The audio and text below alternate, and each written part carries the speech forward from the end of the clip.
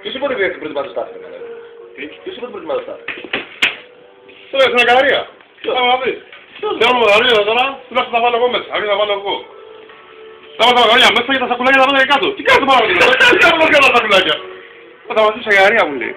Πρέπει να καλά ρε πάνω του λέω, πάτε και εγώ. Το μαλάκι, θα πάει κάτω. Επειδή είναι μαλάκι, δεν ήταν μάγκες. Δεν ήταν μάγκες. Όχι ρε παιδιά.